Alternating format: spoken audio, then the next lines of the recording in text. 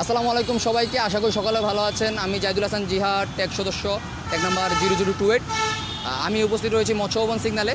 আমরা প্রতিদিন লক্ষ্য করি যে মূল সড়কে ব্যাটারি চালিত অটোরিকশার প্রচুর দাপট দেখা যায়। তাদের কারণে জনসাধারণ সহ পথচারীরা নানা রকম সমস্যার সম্মুখীন হয়।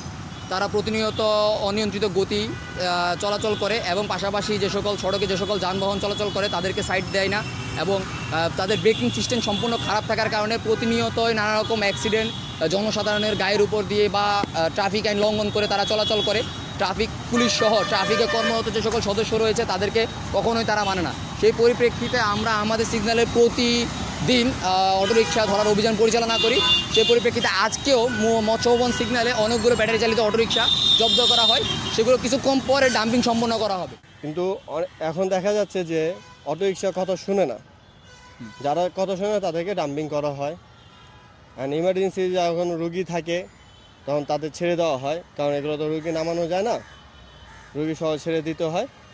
কিন্তু বেশিরভাগই অটোরিকশা কথা শুনে না, এ হলো ঝামেলা।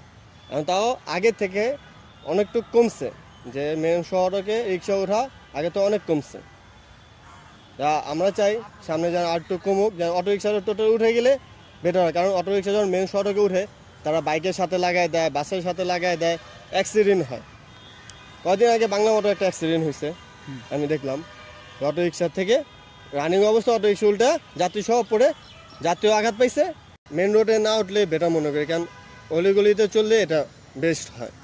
কারণ মেন সড়কে না উঠলেই ভালো, কারণ মেন সড়কে তারা যেভাবে চালায় রাফ চালায়, কারণ অলিতে গলিতে এইভাবে চালাতে পারে না তারা।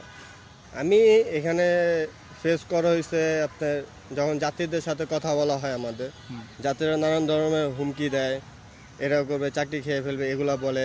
অনেক সময় খারাপ ব্যবহার করে, গালাগালি করে, এগুলো শুনতে আসছি। এখন এগুলো যাত্রীগুলা তাদের তাও আমরা বোঝানোর চেষ্টা করি যে মেন সড়কে উঠেন না, তাদের রিস্ক, আপনাদের রিস্ক জানে, রিস্ক নিয়ে কেন মেন সড়কে উঠবেন। তারা কত শুনতে চায় না।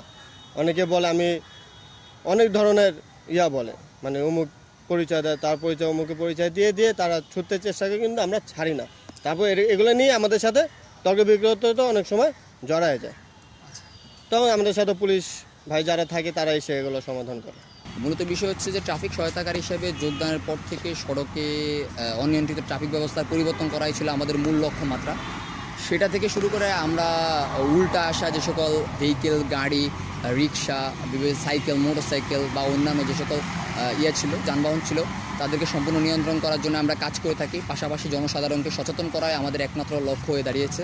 তো দীর্ঘদিনের এই চাকরি জীবনে আমরা নিশ্চয়তা দিচ্ছি, প্রায় ঢাকা শহরের অনেকগুলো মোড় বা সিগন্যালে আমরা অনেকটুকু অনিয়ন্ত্রিত ট্রাফিক ব্যবস্থাপনার পরিবর্তন করতে পেরেছি। যে সকল জায়গায় উল্টা রিক্সা চলাচল করে কিংবা বাইক বা গাড়ি উল্টা চলাচল করতো, সেগুলো বা জনসাধারণকে সচেতন করা বিষয়ক যে সকল বিষয়গুলো ছিল, সেগুলো আমরা অনেকটুকু কমিয়ে আনতে সক্ষম হয়েছি আলহামদুলিল্লাহ।